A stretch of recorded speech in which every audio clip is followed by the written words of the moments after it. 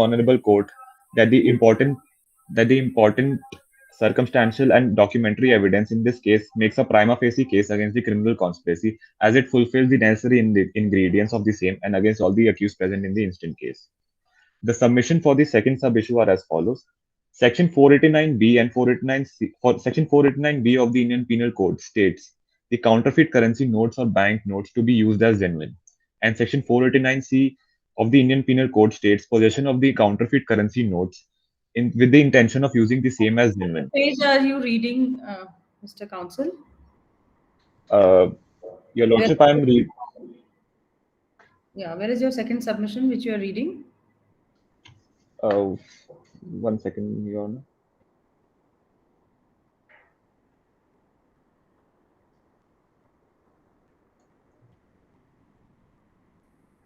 Your Lordship, I am reading from the page number 14 of the memorial submitted. Okay, please continue. Thank you. In the instant case, all the accused are liable under Section 489B and 489C as the high-quality fake Indian currency notes were recovered from Samir and Monu, which is duly admitted by them in the statement given to the police. In the denomination of 2000 rupees, total of 250 currency notes amounting to 5 lakh rupees each. A total of 10 lakh rupees fake Indian currency notes were recovered from them. 10 lakh is not a small amount. Any claims by the defense stating that they had no knowledge of it being fake or they did not know that they were carrying it with them is a very absurd and unsubstantiated claim. The seizure memo of Annexure FNH of Samir and Monu clearly indicates that the FICNs were found in possession of Samir and Monu itself. The notes were kept in a secret cavity, wrapped in a pulanda cloth, with an intention of concealing it from other people.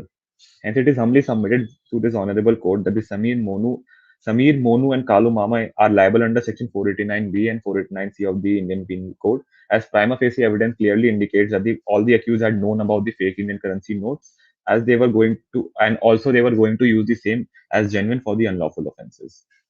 Unless the bench has any further questions, I would seek permission to proceed with the third sub-issue. The third submission for third sub-issue are as follows. Actions of all the accused clearly tantamounts to criminal conspiracy with a gang causing damage to the integrity and monetary stability of India under section 121 and 123 of the Indian Penal Code, along with sections 16, 17, 18, and 20 of the UAPA. It was also revealed that the consignment of high-quality fake Indian currency notes were given to Kalu Mama, which clearly indicates that they were working in concert with each other and hence planning to abet a war against the government of India.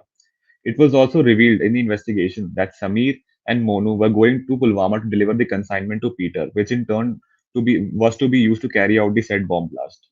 Sketches were prepared of pointed out location in presence of the independent witnesses. Kalu Mama pointed out the places where he took Samir and Monu from the Malda railway station. He also pointed out at his own house where the delivery of the said FICNs that amounts to 10 lakh rupees was taken place in presence of Sohail, the accused number 5 in the instant case.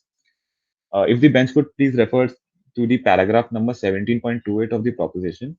During the course of investigation, the house of Sohail was searched a number of times, but nothing incriminating was found as Kalu Mama had destroyed all the evidences. NIA, the CDN analysis also shows that all the accused were in touch with each other and clearly indicates the mens rea and prior planning involved in the same.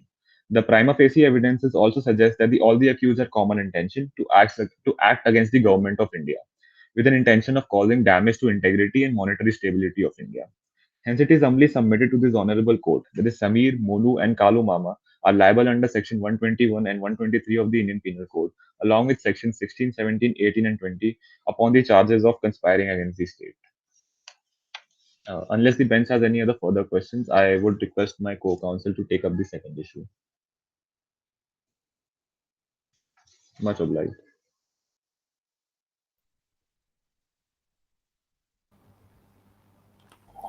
You can continue. The other speaker may continue.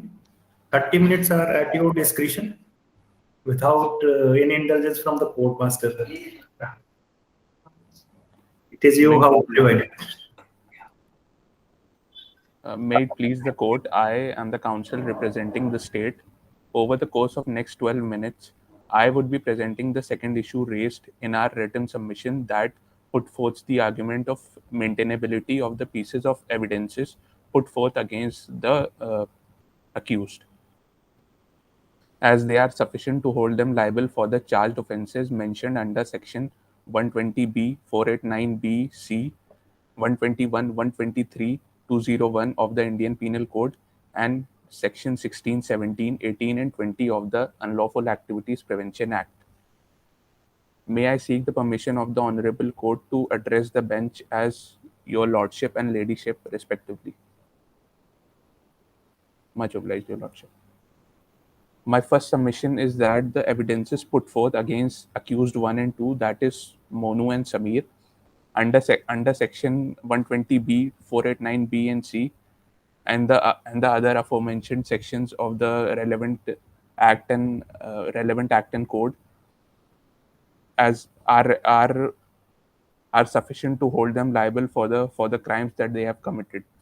Since accused 1 and 2 were traveling from Malda town to Delhi, and they were intercepted by the police at the railway station on 25th of February 2015. They both were carrying two canvas bags respectively, with each of them carrying fake currency notes of denomination of rupees 2000.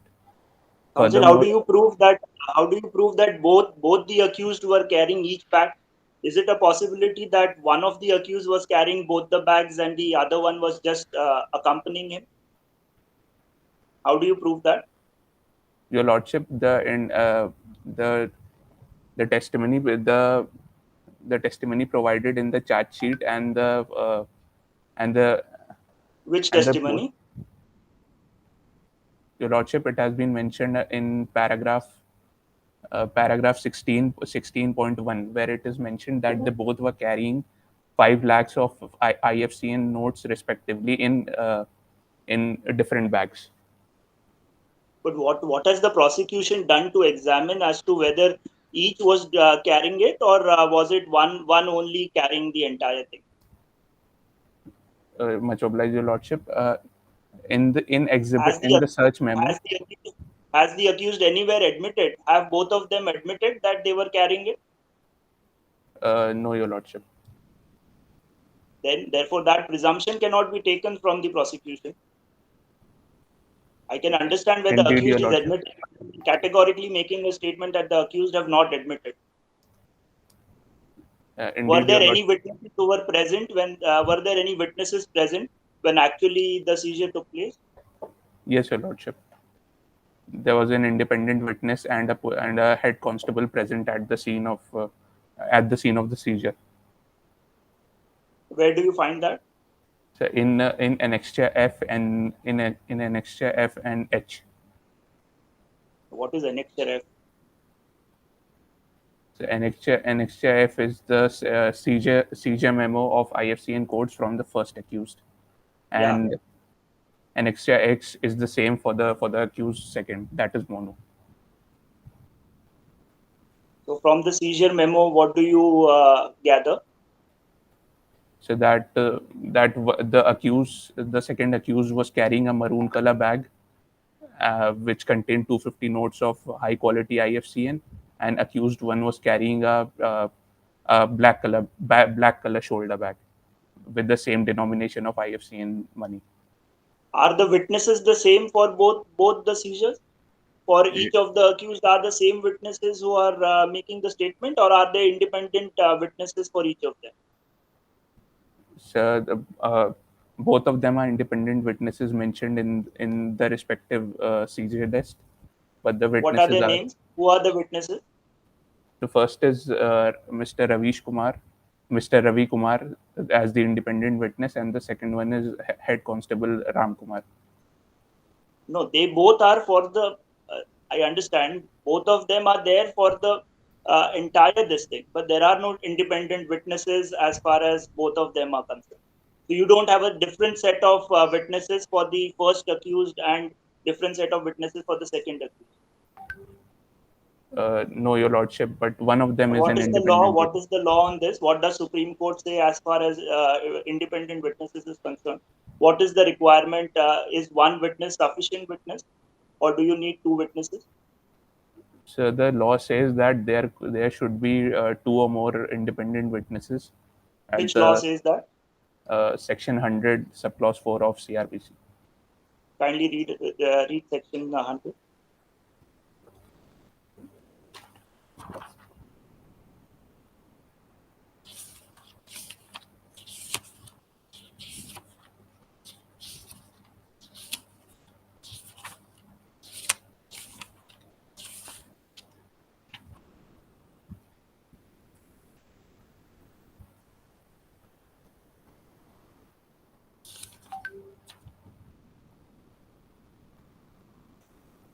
It requires for the search of the offender. During a search interrogation, the law requires a minimum of two or more independent witnesses. So you don't Sorry, have, come again. So before making a search under this chapter, the officer or the other person about to make it shall have two or more independent witnesses. Right. If the Therefore, I don't find two independent witnesses to confirm the seizure. Indeed, Your Lordship, but there have been several judicial pronouncements where the Honorable Court have mentioned that the witnesses made by the police shall also not be discredited merely on the basis that they put forth the case of the prosecution. Which citation? What judgment are you referring to? Yes, Your Lordship. There have been several judicial pronouncements such as Surinder Kumar versus State of Punjab and Government of What's NCT the of Delhi. citation? No, you give me one best judgment of yours. Don't give me several. Just give me one best judgment of yours on this. It is Dilip Singh versus State of Punjab. Dilip Singh. Yes, Your Lordship. Citation. Your Lordship, citation. Just a minute, Your Lordship. So it's AIR 1953 SC 364. It's a judgment of how many judges? It is a bench judgment which the council is not aware of. Okay. Well, what were the facts of this case, Dilip Singh? Your Lordship, a witness, it defines that a witness normally to No, be I'm asking considered. you what are the facts of this case of Dilip Singh? Your Lordship, the council is not aware with the facts of this Then case. don't cite a judgment. Don't cite a judgment if you're not aware of what the background of the facts is. How can Your we look Lordship, at it? This is criminal law. This is not constitutional law. We'll have to see the facts of each case. much obliged, Your Lordship. The council only is relying upon the definition of the independent witness given in the instance case. What is the definition? So it states that a witness is normally to be considered independent unless he or she springs from sources which are likely to be tainted, and that usually means unless the witness has caused such an enmity against the accused to wish to implicate him falsely. If a witness holds an enmity against the accused, they can't be held as independent witnesses unless only being an officer from the police cannot be the sole reason to disregard the evidence, to disregard the witness as independent one. That this judgment is not saying that.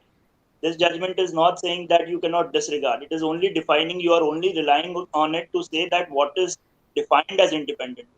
We don't find any para which says that because even in a case of police officer, that statement can be relied upon.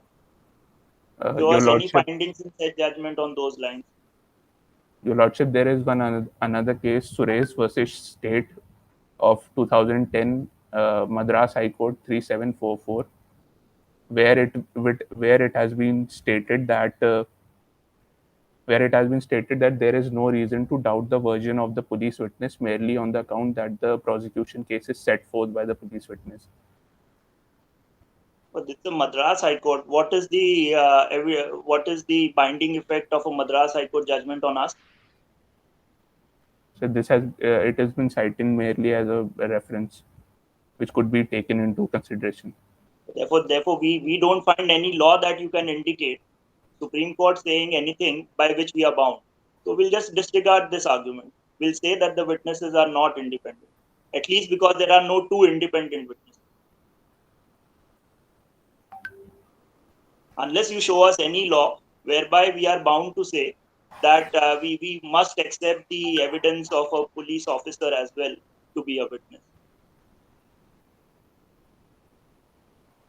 So the police were apprehending, since this was an issue of national security, they were apprehending of more danger to be caused in the instance case. Therefore they were in slight hurry to. Apprehensions are there. Therefore, that doesn't mean you curtail on all the procedures. That doesn't mean you go without any independent witnesses. That doesn't mean you pick and choose any person and doubt and then put him under bars. No, Just Your Lordship, because but there is an apprehension every day, there is an apprehension in India. Your Lordship, but they were caught in the possession of fake IFCN code money. That has happened subsequently. That you have realized afterwards. At the time of apprehension, did you know that they are? Unless you have any evidence, you only had an apprehension that such a person might be having this. That can only be confirmed after there is forensic evidence to support that. Till that time, you cannot predict. Neither you can say that the accused were surely having it. Yes, Your Lordship, but during the seizure of the questioned money notes, all the serial number in the different set of bags were the same. Therefore, I guess it is evident to figure out that the money that they were carrying were fake. These days we find there are prosecutions where bags are planted and accused are thereafter picked up. Unless there is an independent witness to it, unless 100 and as you indicated, clause 4 has been sufficed, how can we accept that? Yes, indeed, Your Very Lordship. well. Any other point on you want to add anything else on this? No, Your Lordship, I would like to proceed with the submissions. No, I think we've understood that enough. Your case also. You Yes, also tell us, you're relying too much on the fake currency. What are the ingredients of 489B? Indeed, Your Lordship. 489B states And that. are all of them satisfied? Indeed, Your Lordship. 489. The ingredients present in 489 are that whoever buys or receives or traffics a currency note which are not genuine, forged, or counterfeit shall be punished with the imprisonment of either may extend to 10 years or shall be liable to fine. So intention has to be there. Indeed, Your Lordship. From where did you come to know that he had intention, or he knew that these are fake notes? Your Lordship, if you could please refer to Exhibit 1 and 2, there you may find that the date of births of both the accused 1 and 2 are different. Therefore, they were carrying fake ID cards, which evidently pronounces that they had some mens rea regarding they had some apprehension that if they get caught during in transit, they could or should have used these fake ID cards to procure their cause. Therefore, the seizure of these and the presence of these fake ID cards establishes the element of mens rea for their case. Any good case law on this, Supreme Court? Regarding the fake ID. Yes, the intention, all of the ingredients that you're explaining right now. But the first speaker can also reply. I think we've asked enough from you. No, Your Lordship, I'm happy to. Yeah, good. But we want to hear him as well, how much he's prepared. Indeed, Your Lordship, I'll just. Give us the best case law on this and a latest one as well, if you have. Your Lordship, we do not have a particular case law to support this argument, but there are evidentiary circumstantial evidences that support our contention. And For example, circumstantial evidences are how strong in a criminal law in criminal cases. Your Lordship, indeed, Your Lordship, but circumstantial evidences can lead to convictions if the prosecution proceeds The to. question is how strong they are. They can lead to conviction. That's fine. But how strong are these circumstantial evidences? It How, has to be. how can you rely? Maybe they can support your case, but if you're basing your case entirely on circumstantial evidences, do you think you can stand on your own legs? Indeed, Your Lordship, 10 lakh worth of fake Indian currency notes were found with each of total of 10 lakh rupees fake Indian currency notes were found. 10 lakh is not a small amount. And the CDR analysis also shows that they were in constant touch with each other. If we even and it has also been revealed by Kalu Mama itself that he was in contact with Sohail, who is the mastermind behind this operation, and he is nowhere to be found. If everything was not uh, if everything was that the defense is claiming, it would not be the case So defense at is hand. yet to claim. Defense will open the arguments now. So let's see what they have to say. I think Indeed, Your Lordship. we can hear the defense counsels now. Yes, Your Honor. Or there is something. Is anything left now? Speaker number 2. Your Ladyship, I would like to, if you could spare 2 minutes to proceed to the prayer. Just give the points if whatever we have discussed and there is anything more to it, then just in a very short time, just point out that, and then we can move to the defense counsels. Much obliged, Your Lordship. Your Lordship, as the CDR records present on paragraph 17.61 state that all the accused were in constant touch with each other during their first visit to Malta, in the year 2014 and in 2015, clearly states that they were in constant touch with each other and they had criminal conspiracy against the state. And on as mentioned under on paragraph 17.71, when the police and NIA charged the house of accused 4 Peter, he was found absconding thereafter, which also raises suspicion regarding their conspiracy against the state. And your Lordship, in 17.28, paragraph 17.28, a witness by the name of Shorak Khan also testified that he saw the fifth accused, that is Sohail, with Kalu Mama during around the premises of Malda town, which also states their association. Counsel, any judgments on CDR? Any judgments on how the evidential value of CDR has to be appreciated? Indeed, Your Lordship. Just a minute. Your Lordship, in the case of Tariq State versus Tariq Ahmed Khan of the year 2014, it has been mentioned. What is Tariq? Every time we can't be asking you what is the citation, what is the case, what is the ratio laid down there. Yes, Your Lordship. The facts of the case were that Mr. Tariq Ahmed, who was a proprietor of Tariq Ahmed First, you must tell us the citation. Is it a Supreme Court judgment, High Court judgment? Yes, Your Lordship. It's AIR 2014 SC 3874. Okay.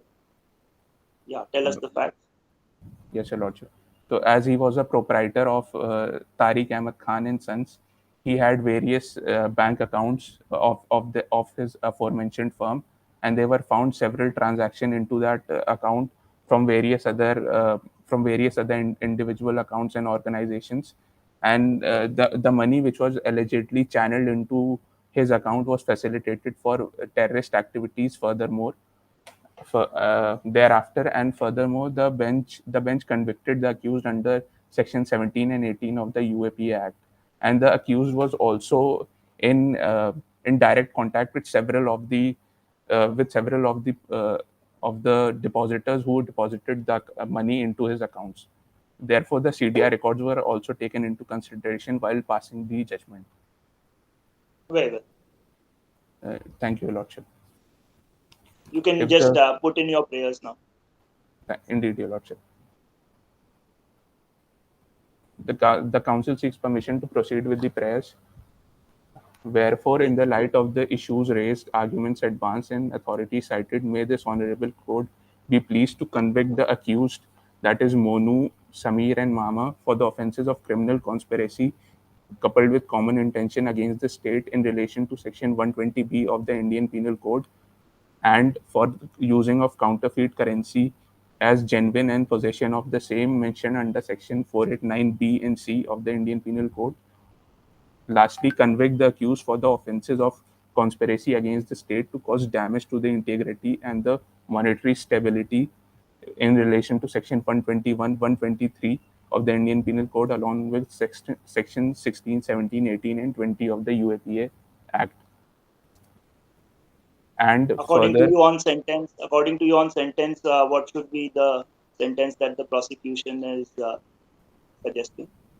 Your Lordship, the prosecution demands for a sentence of minimum life imprisonment and or capital punishment, as they are charged with several offences. Which sections out of these are for life? Your Lordship, under the UAPA Act, Section 16, it extends to imprisonment of life. Section 18, pardon, Your Lordship. Right. And under 498, 498B and C, what is your reading on the punishment part? How do you see what is the minimum that can be imposed and maximum that can be imposed by this court? So the maximum punishment under 489B can extend to 10 years, and the accused can be made liable for the fine as well. And under 489C, the imprisonment could extend to 7 years of imprisonment with an imposed fine, or both. No, is it with fine or is it or fine? No, sir, or fine. Imprisonment So or for fine. both these sections, we can just impose fine and leave them? No, Your Lordship, as they are charged under UAPA Act as well for conspiring against the state. I understand your UAPA argument, but as far as these sections are concerned, can this court just impose fine on them? Your Lordship, since they are in conspiracy against the state, therefore Section 18 of the UAPA Act also comes into play while passing these. Thank you, Thank you. Thank you. Thank you, Your Lordship. Thank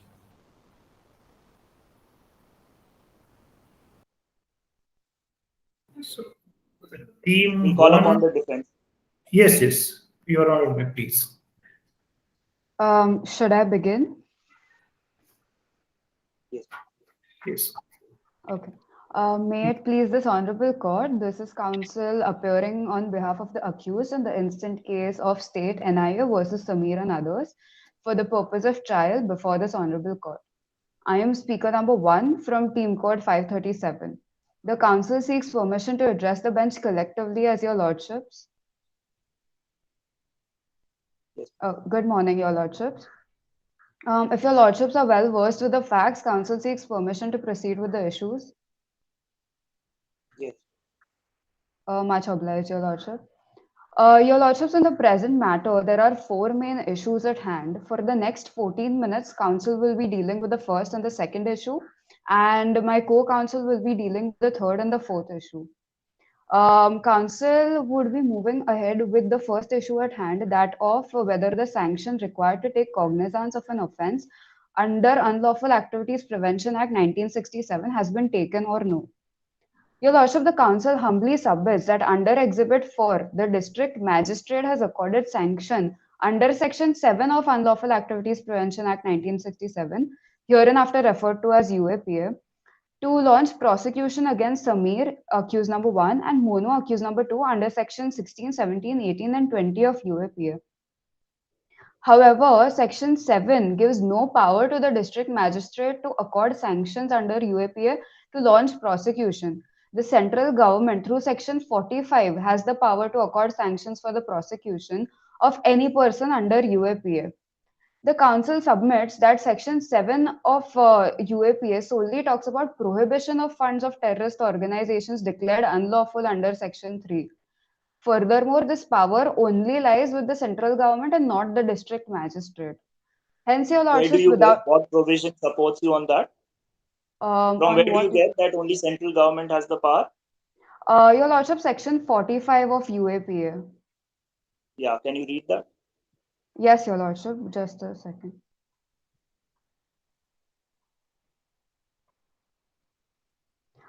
Section 45 of UAPA is read as no court shall take cognizance of any offence under Chapter 3 without the previous sanction of the central government. Where are you reading?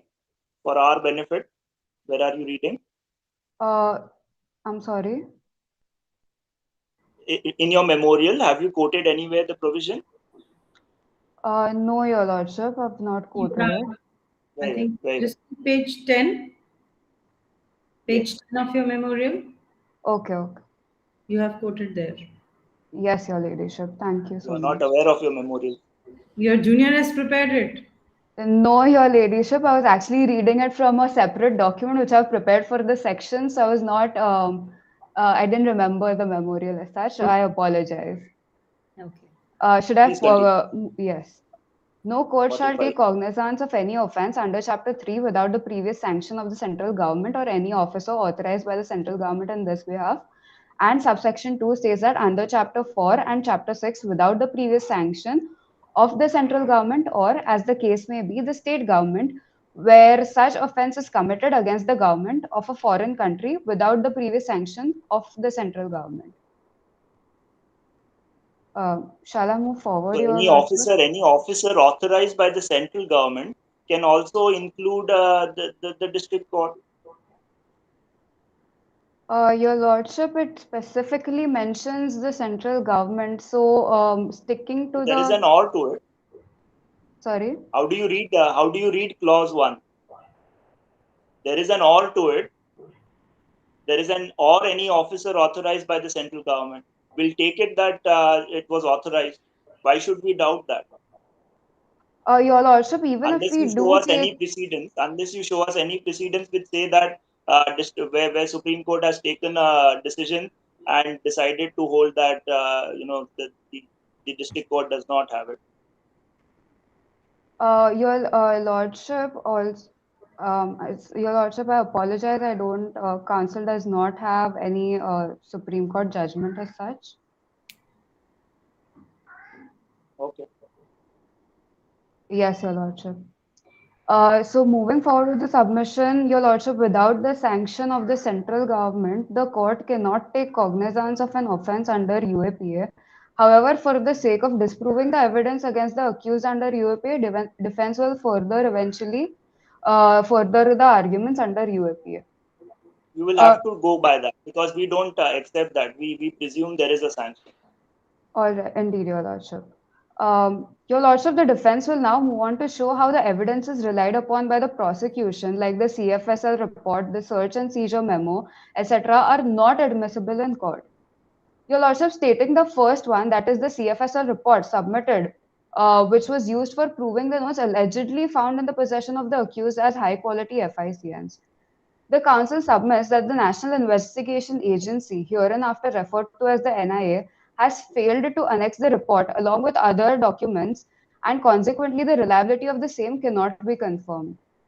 Furthermore, Your Lordship, the NIA, during their investigation, concluded that the preliminary report only specifies that the notes are of high quality FICN and that no other explanation for the same has been provided for their conclusion. The preliminary report, in accordance with the procedure given under Rule 6 of the Investigation of High Quality Counterfeit Indian Currency Offences Rule 2013, hereinafter referred to as 2013 rules, is mandated to include the ingredients mentioned in the third schedule of UAPA, namely watermark, latent image, and see-through registration in the currency notes, and whether or not those ingredients have been imitated or compromised in the seized counterfeit currency must be mentioned. However, Your Lordships, no explanation given in the report as to whether or not the ingredients mentioned in the third schedule have been imitated or compromised leads to the violation of the rules and procedure required to be followed and therefore renders the report unreliable. Furthermore, Your Lordships, the Council submits that the truthfulness and veracity of the CFSL report is in question. The report has not been attached and provided to the accused for examination. According to Section 293 of Code of Criminal Procedure 1973, hereinafter referred to as the CRPC, only an expert's report is admissible in evidence.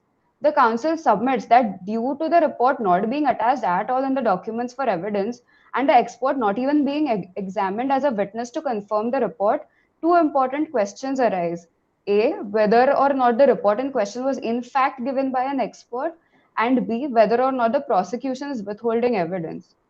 Your Lordship, the Delhi High Court in the case of Chotu Kumar at Chote Fauji versus State Government of NCT of Delhi, Justice Vibhu Bakru reiterated that CFSL reports made by government experts, which are admissible under Section 293 of CRPC, without examining the author, are required to be tendered into evidence and cannot be relied upon unless the same was exhibited by some witness during the course of trial. Proceeding with the search and seizure memo or the Panchnama, as your lordships also observed, the council submits that the same is unreliable and flawed as the prosecution has not followed the procedure provided by law while recording the same. Your lordships, from a perusal of the said provision, it is mandatory for the investigating officer making the search and seizure memo to do the same in the presence of two or more independent witnesses, and the same shall be signed by two witnesses called.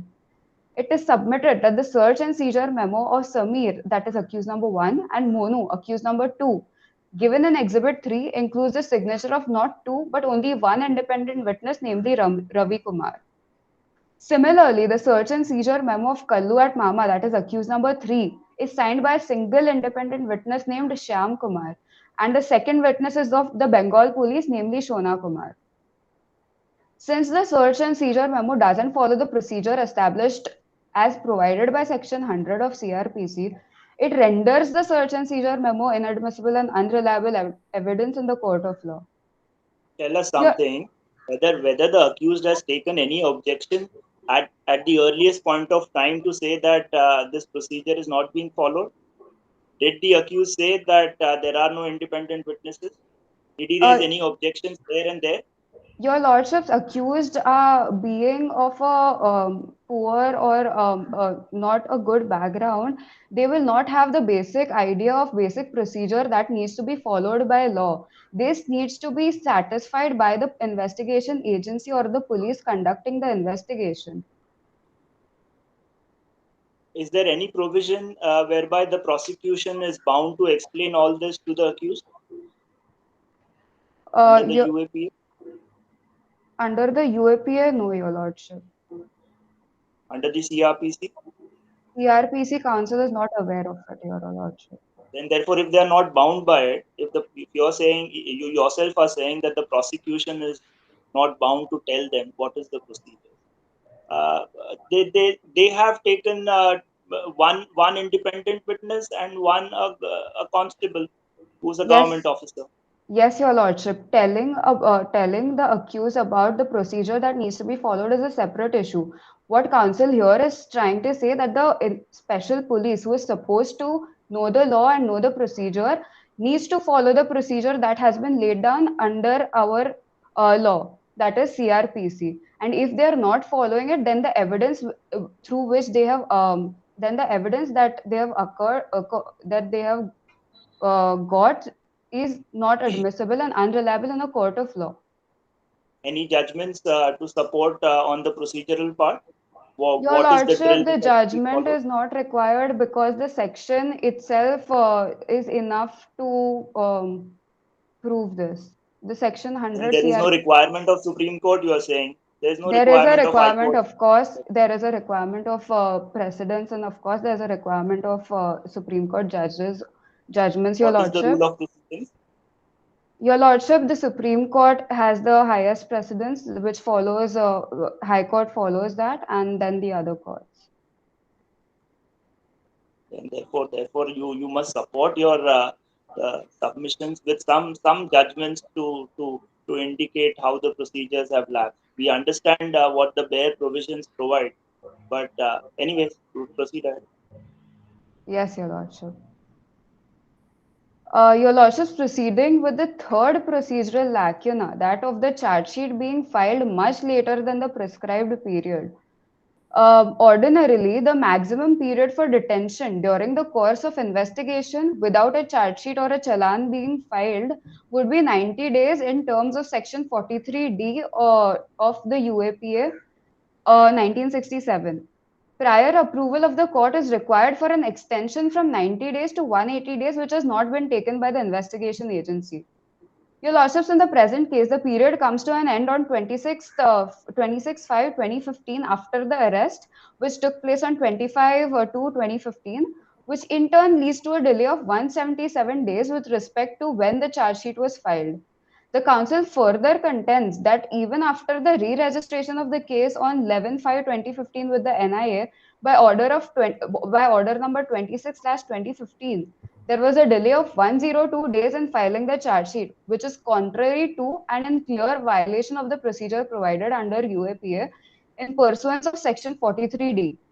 The charge sheet was filed on 21/8/2015 when the detention period according to UAPA ends on 9/8/2015.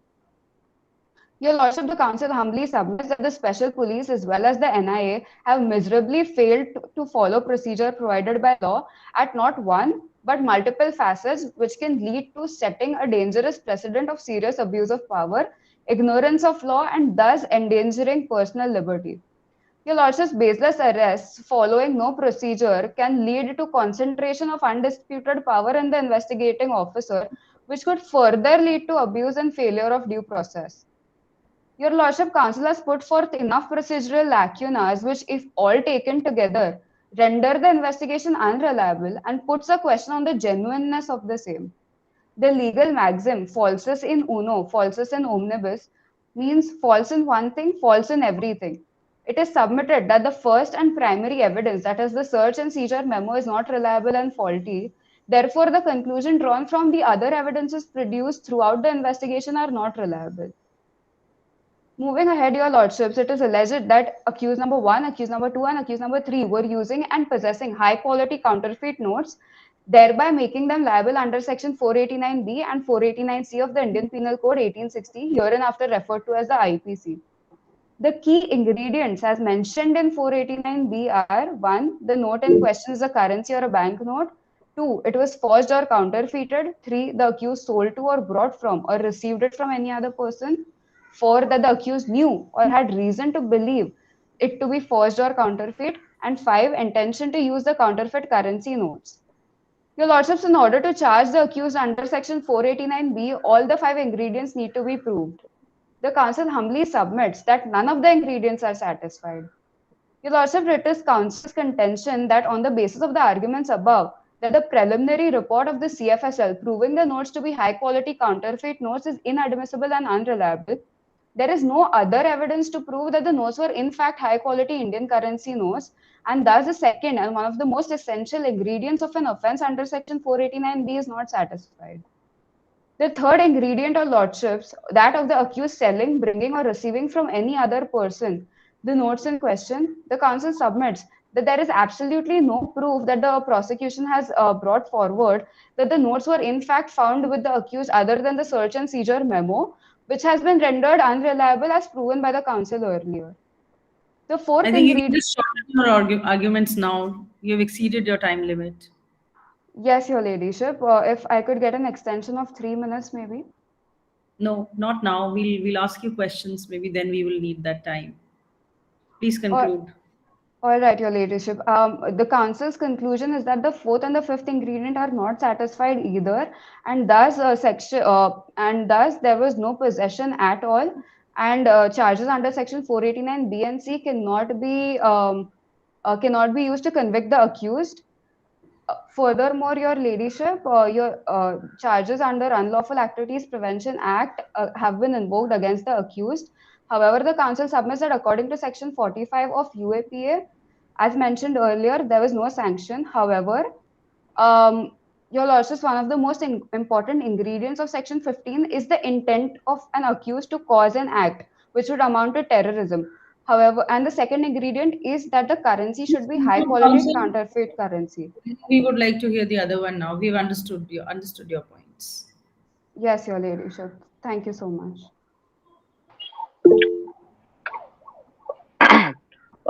Good afternoon, my lords. May I start with my submissions? Yes, please. My lords, I'll be dealing with the third and fourth issue at hand. The third issue is whether or not the ingredients for Section 120B of IPC, Section 18 and 17 of UAP are fulfilled. My lords, it is humbly submitted that the accused are charged under Section 120B of IPC, 18 and 17 of UAPA, and they should be acquitted since the evidence brought on record is inadmissible in the court of law. I'm proceeding towards the first sub-issue, that is whether the statements given to the police are admissible. My lords, it is submitted that any statement recorded by police is inadmissible. Furthermore, the confessional statements are barred and are inadmissible in the court of law, as has been stated under Section 25 and Section 26 of the Indian Evidence Act. My lords are definitely aware of this statutory provision in all of the earlier cases that my lords have already decided. So I won't waste this precious time of the court by perusing the section. Therefore, I will conclude that any statement given to police under police custody cannot be admissible as evidence in court. Furthermore, my lords, it is contended that any self-incriminating statement is ultra vires fundamental right guaranteed under Section 20, subsection 3, which is read as no person accused of any offense shall be compelled to be a witness against himself. Therefore, my lords, I submit that if the confessional statements are admitted in this court, it will be in violation of a fundamental right. My lords, proceeding towards the next sub-issue, that is whether the CDR... Are you saying therefore that no statement can ever be recorded by any police officer? Ma'am, my lord, they can record it, but I am talking about the admissibility part of that particular statement in court. There is an exception to the same also, my lord, but the prosecution hasn't raised that exception. What is that exception? Section 27 of the Evidence Act. If the statement is leading to a discovery of a fact, my lord, then that statement can be admissible in the court of law. And in our case, here it is pointing towards that, isn't it? Yes. No, my lords. The prosecution haven't proved that yet. So our stand will be that the facts are saying so. He's saying he's telling the entire story, and all that story along with the CDR and everything are proving that they had a meeting of minds, they had a particular plan, and they were just going ahead with that plan. My lords, but for that, if a statement is leading to a discovery of a new fact, then that fact also has to be supported by some kind of evidence. And if with the help of the statements, if the investigating agency is getting a direction to investigate on, then and only then that statement can be admissible in the court of law. And in the present case at hand, therefore, pausing where you are, therefore, accused 1 and 2, as the facts indicate, have only been able to, and because of their statement, that they named Kalu and the subsequent accused as well. Do you accept that fact? That it is your statements of accused 1 and 2 which has led to the arrest of Kalu Mama? Yes, my lord. They have led to the arrest, but there is no proof supporting the statement. The CDRs are there. Yes, my lord. I'm coming to the point where CDRs aren't admissible in the court. Should I explain that part, my lord? No, but there is a recent judgment of the Supreme Court. Are you aware of that? 65B. Yes, my lord. I'll be citing the Supreme Court judgment of 2020. of Justice Rohinton Fali Nariman itself. It was a bench of Justice Nariman, Justice Bhatt, and Justice Ramasubramaniam in 2020. So what were the issues before them? My lord, the issues were regarding the interpretation of Section 65B of the Evidence Act, and I have cited a particular part from that judgment itself. May I So proceed to that part? that goes against you, isn't it? You are saying that it is not admissible, but what the judges have finally concluded? No, my lord. But while concluding, they have mentioned this particular statement, which Read states that. that yes, my lord. Uh, just a minute. In cases where the computer happens to be a part of a computer system or computer network, and it becomes impossible to physically bring such system or network to the court, then the only means of providing information contained in such electronic record can be in accordance with Section 65B1 and 65B4. My lords, our contention is that CDR comes under the purview of Section 63(2), that is a secondary evidence. My lord, therefore, this particular case, Arjun Khotkar versus Kailash Gorental, states that a secondary evidence needs a mandatory certificate mentioned under 65B4. So, therefore, without the certificate, the CDR analysis or the CDR report is inadmissible in the court. How do you say CDR is a secondary evidence? My lord, Section 63(2) specifically states, just a moment, my lord. It is, Where is yes, my lord. 63(2)? My lord, it is not in the it is not in the memorial because we are having a 25 pages limit and it wasn't fitting properly. Therefore, we had On page to. 23, So Council, then- it's on page then the 23. important No, it's on page 23. Oh, It is again, the there. council. Apologies, my lord. But I have it written separately, all the statutes and the case laws over here in my notes. May I proceed with that, my lords? Your You can fit-in proceed from argument goes. wherever. But my learned brother was asking you where it is in your memorial. So you have to know which page of your file has what. You can't have your notes Oh. separate and a file separate. We don't have the benefit of reading your notes. We just have the file. So we will ask you from the file. Okay. This Apologies, my defense lord. was this provision could not be fit into 25 pages. This And is Yes, finally my it lord. comes up. Extremely sorry.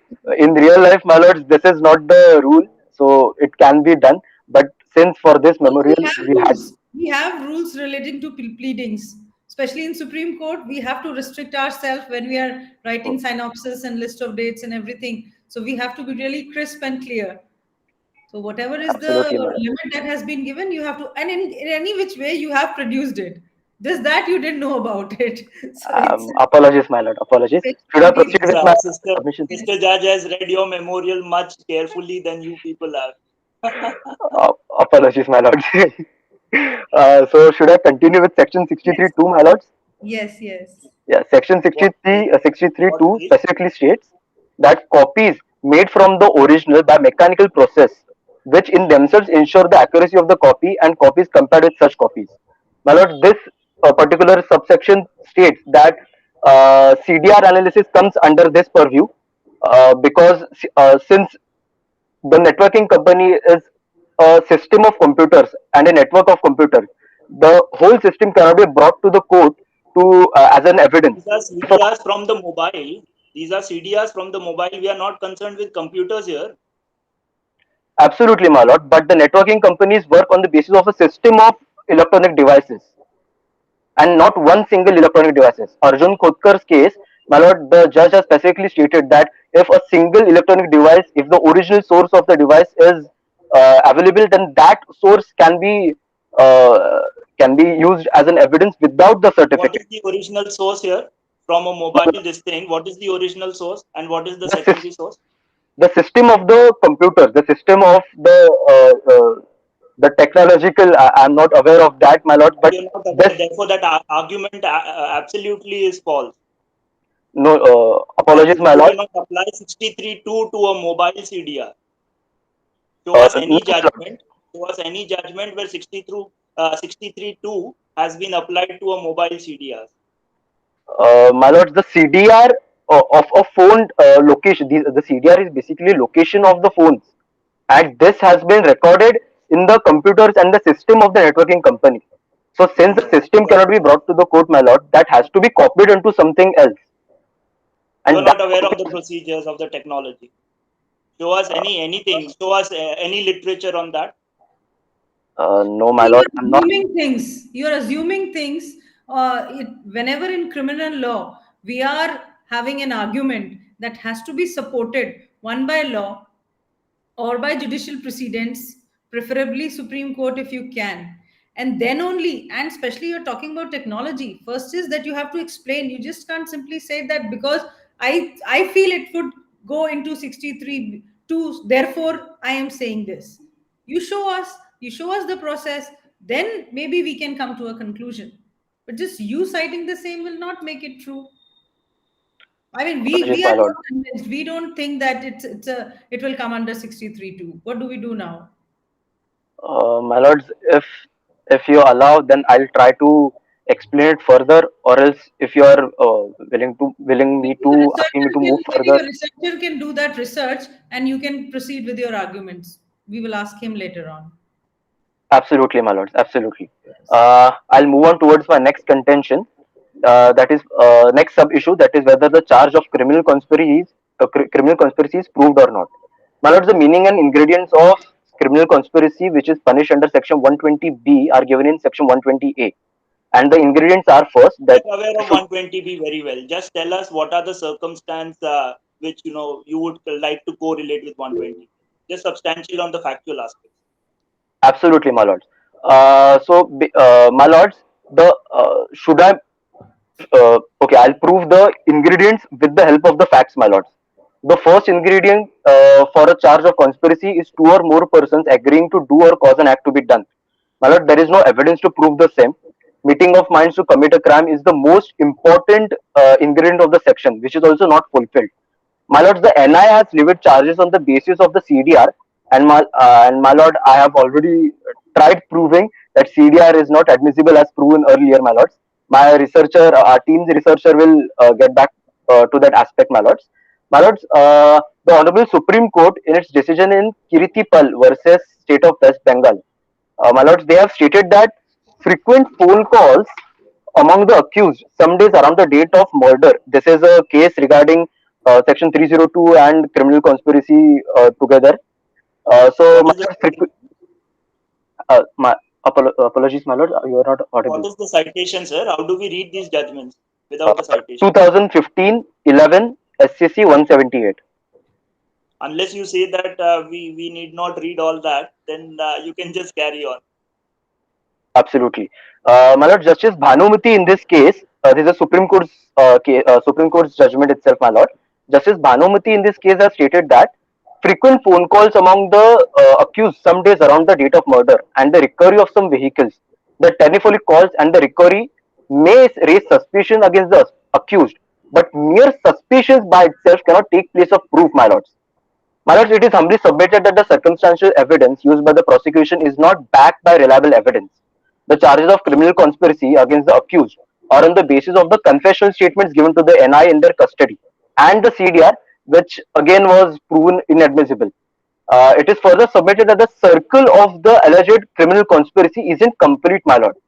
According to the confessional statements on which the prosecution is relying, accused number 3 was taking instructions from accused number 5. Since accused number 5 is still found absconding and accused number 4 is deceased, that is dead, the conspiracy cannot be hatched and that is the circle of the conspiracy cannot be completed, my lord.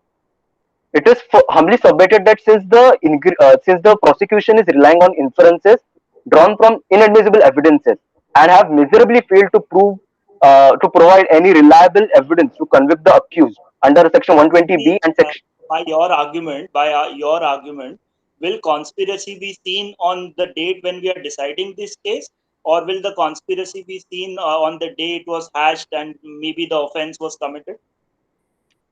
I didn't get the first part of the question, my lord. According to your argument, I am asking you whether the requirement of conspiracy will have to be determined on the date when we are hearing this argument, or will it be decided on the basis of the date of the incidents, the alleged offense committed? On the date of the alleged offense was committed, my lord. So therefore, if one of the accused is dead now, will that have an effect on that, or will it be seen that that person was there when the conspiracy was hatched? How does a person dead now make the conspiracy less this thing? My Conspiracy lord, was always there at that time. absolutely, my lord. But the prosecution hasn't been able to arrest the accused number 4 and accused number 5 and get their statements and provide proof for the same. Therefore, Why do we need their statements? We have your statements. You have yourself admitted in your statements. You have yourself explained everything that you went to West Bengal. Are you denying the fact that you never went there? no, my lords, we were in West Bengal, but Are you denying the tickets which have been recovered from you were not yours? yes, my lord, we are denying that the notes recovered in alleged The tickets, possession. I am asking the travel tickets which were there with you. Are you Yes, denying my that the lord. travel tickets were not yours? No, my lord, the travel tickets were ours. We were Are you just denying the traveling. fact that you were not there in the train from where you were arrested? No, my lords, we were there. We are accepting Exactly. that. For all these facts taken together, coupled with the CDR evidence is a very serious offense, very serious evidence that categorically pinpoints your role and what exchanges have taken place between you. And there were bags which have been recovered from you. Absolutely, my lord. But my co-counsel was about to start with the part regarding the CFSL report, my lord. The CFSL report is also fabricated according to our submission, my lord. Since there wasn't any How other do you define fabrication? apologies, my lord. I may have You're used the making a wrong word. statement. This is a court. This is not something that you can off the cuff make any statement of fabrication and the court will accept your argument. What is fabrication? My lord, fabrication is basically editing or I don't want your inventing something understanding which is of the law. We are not interested in your argument. We are interested to know what is the law on fabrication. Where is it defined? apologies, my lord.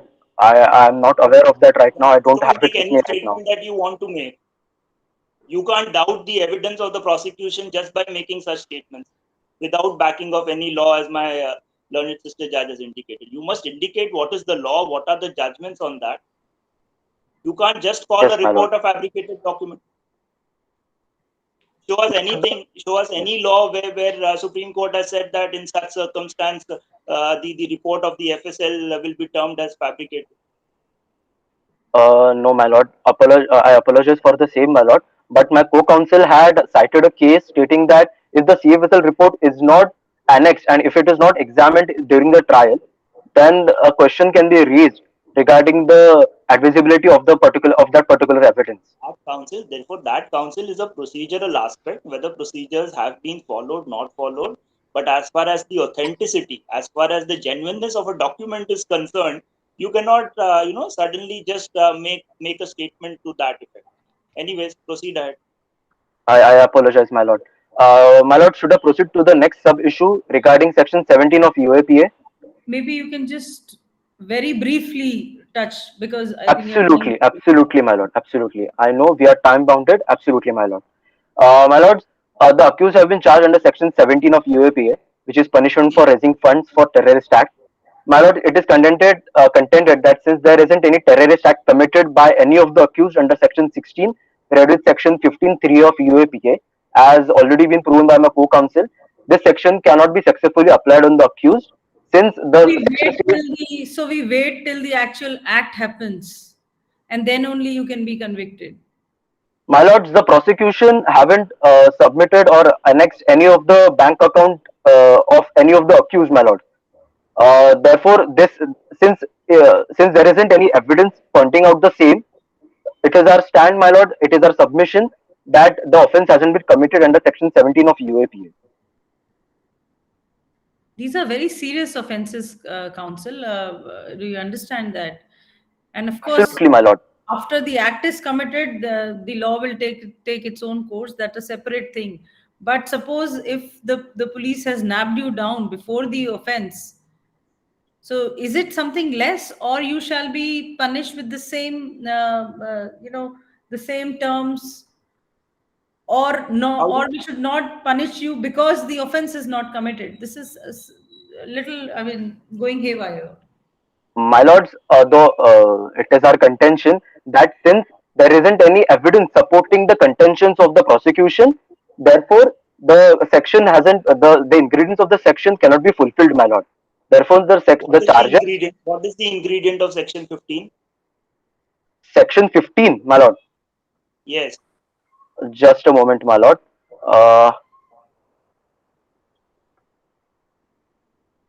Yes, my lord. Section What is 50. the connection between section 15 and 17?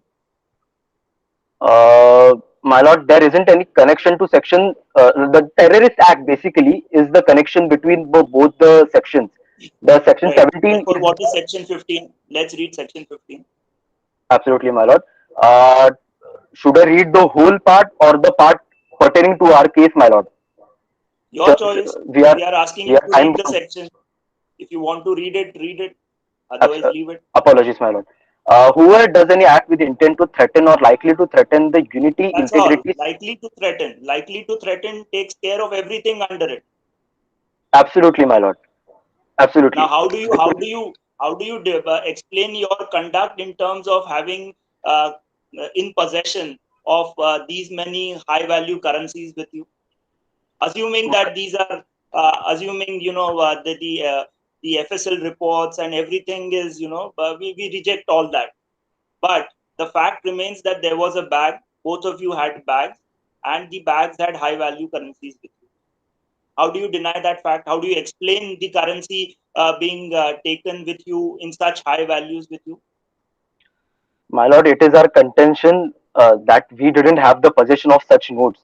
Therefore, the question of Define possession. rise How only. do you define possession? Apologies, my lord. How do You you were not define audible. possession? You are saying you did not have the possession. Absolutely, my lord. How do you define possession? What do you mean by possession? Possession. I'm not having the exact legal dictionary with me, my lord. But if you want, Oh, legally, not English possession. I'm asking. I'm asking you, what do you mean? How can you define possession whenever something is there with you? So you are saying just because it was in a bag cannot be said that it was in your possession. Suppose if it was in your pocket, pant pocket, or maybe you had hidden it in your shirt somewhere, then it was a possession. yes, my lord, it will be counted as possession. But for that, my lord, the seizure memo and the search memo that proves this particular aspect, my lord. And since my co-counsel has already submitted that the search memo, the seizure memo itself is has aroused a question regarding the admissibility of that particular memo. We were Since not impressed by that argument. So forget what she has argued. You satisfy this court. And if you can't satisfy, we will take it that this case is going against the defense. my lord, section 100 subsection 4 states that two or more independent witnesses must be there to sign and check the whole procedure followed by the police, my lord. Learned friend, my learned brother judge told you might be a procedural lapse somewhere. But then when you weigh a procedural lapse with the fact that you were actually planning a terrorist activity, then My lord, I agree that there are a plethora of cases, a lot of cases saying that some minor discrepancies can be neglected for the prosecution side. But my lords, the present case, my lord, there are a lot of discrepancies in every evidence. There is some lacuna, and that has been already pointed out by the defense, my lord. Therefore, it is what you mean to say is that if the prosecution has failed to do its duty, has not carried out the investigation in the best possible manner, so even whatever is very clearly coming out from the facts, we should ignore that as well. my lord, the facts are supposed to be given by the prosecution itself, and the prosecution haven't followed the procedure and haven't put forth their case according to the procedure laid down by the law, my lords. And these are the innocent citizens of our nation, my lord, who are been maliciously charged under these sections under these grave offences, my lords. Okay, I think we've run out of time. Yes, Okay. honorable judges, the 30 minutes allocated time as well as the 10-minute discretionary time everything is over. So I request honorable judges to say something about the experience of the day. May I request Will there Archana be a Madam rebuttal? first? If Will there be a rebuttal? 1 minute each, because time is actually over. So it is up to the discretion of honorable judges. If they Yeah, wish to let them give. rebut. Yeah. Let Yes, them no satisfy problem. themselves. No problem. But one person from the prosecution side. Any one of you can just do the Indeed, rebuttal. indeed, your lordship. First speaker can do it. Yeah, we have not Indeed, much your time. lordship. The claim of the defense stating that the arrest memos are not fulfilling the legal criteria. However, in the case of Raveen Kumar versus State of UB, citation 2020-571 Supreme Court, in the three judges bench, Justice N.V. Ramana, Justice Surya Kant, and Justice 2020, Anirudh Bose. 2020. What is the citation? T20-571 SC. What kind of citation is this? One, it's a criminal. Council seeks apology, Your Lordship. It's a criminal appeal number 2187 of 2011. No, we are asking 2187. you the citation. You think you can just quote some here and some page and we'll accept that? No, Your Lordship, but the citation is like it's a criminal appeal number of 2187 of Okay, 2011. go ahead with the citation. एक बार वापस बोलिए आप citation. It's a criminal appeal number of 2187 No, of SCC 2011. citation. SCC citation. 2020-571 Supreme Court. 2025. There's no volume there? Okay, Okay. actually, Your Lordship, I've just found this relevant case, which is very relevant to this. Read out on what you're relying on. At least you have found out something. Yes, indeed, Your Lordship. In this case, the traffic police had arrested a person on the possession of a contraband beneath his car seat. However, there was a one independent witness and three police witnesses. In the court of law, the independent witness denied putting his testimony forward. Then the three judges bench held that it is not the case. Once again, a lack of independent witness is not fatal to the prosecution's case. However, only a greater case of scrutinizing has to be held while scrutinizing the testimony of a police officer. It does not discredit the whole arrest memo. In the case of Union of India versus Ravindra Desai, citation being 1 second, Your Honor. I think you can leave the citation part. Okay, it's a judgment by Justice A.K. Sikri. A husband and wife had moved to Maharashtra. They had bought a mobile phone along with a SIM card. The SIM card was stolen the very next day, and obscene messages were sent from the said mobile number. And a case was registered for the same. The wife was called upon before the court, and the counsel for the wife stated that since the 65B certificate has not been provided to the defense and in the final stage of trial, the Supreme Court held that since the 65B certificate is not provided, it does not mean that the whole electronic evidence is inadmissible. It stated that if that particular objection was raised at a initial stage of a trial, it could have been rectified by the prosecution. However, raising this objection at a later stage of trial does not affect the admissibility of the said evidence. I think that's it. Your Lordship, I have three more points if I could move forward for just 1 minute. Just the pointers. Just give us the pointers. Yeah, don't sure. Explain them. The prosecution claiming that the FICNs are fake, are not fake or fake, but the FICNs are on the face of it fake. The annexure G and I states that the whole 250 notes have the same serial numbers. Hence the FICNs are on the face of it fake. However, there are several limitations to which the prosecution has to adhere to, as per based on the proposition of the said moot. However, the same cannot be used by the defense to as their own advantage. The defense is building upon a vague hypothesis, and they have failed to touch a very important point. And they have categorically denied everything, but they have they have failed to touch upon a very important point, that where did these 10 lakh worth of FICNs came from? They were found in the possession. Their clients have admitted that the Any other said point? bag was. No, Your Lordship, that is all. Thank you. Thank you. Much obliged, Lordship. My lords, if you permit me a minute or two regarding the secondary evidence aspect, my teammates have searched few things and a case law regarding the same.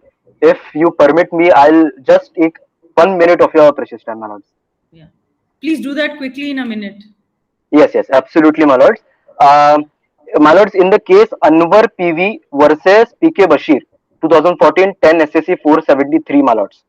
My lords, and I quote, as apparently the prosecution has relied upon the secondary evidence in the form of printed copy of the call details, even assuming that the mandate of section 65B2 had been complied with, in absence of a certificate under section 65B4, the same has to be held inadmissible, inadmissible in evidence, my lord. This particular case has also been cited in Navjot Sandhu case, the 2001 Parliament attack, my lords. So this particular Supreme Court judgment states that certificate under 65B4 is mandatory to make the evidence admissible. But that's what exactly 2021 case of Justice Nariman that you were citing has dealt with both these cases. And then Absolutely, given my a lord. particular, yes, and then has taken on the reference ahead. I don't Absolutely, think my lord. these will help you. Uh, it was That just is a why, point see, that whenever we are citing judgments, that is why we take the latest ones. And we take absolutely, those which discusses the previous ones as well. So then there is no confusion. Okay. I absolutely, think my we can lords. conclude now what my brother judge says.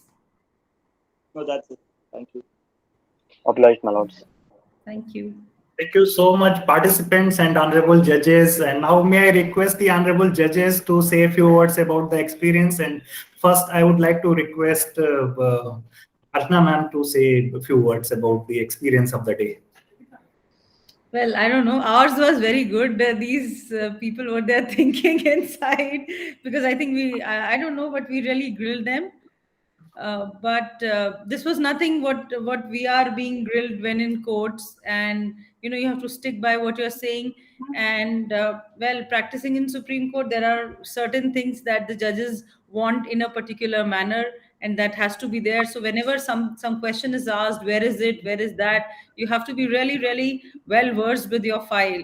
You should be able to tell the judges where exactly on what page. So whenever we are preparing a case in the Supreme Court, the first thing is we do our markings very well, and we even tell the lines. So 10 lines from the top page number so and so, 10 lines from the top, and all these things. So whenever, okay, you had prepared notes, that's fine, but the judges have filed. So you either then you give them your notes beforehand, and you say that consider my notes, but your written submissions were enough, and you should very well know what's written in your file, with pages, with line numbers, and everything.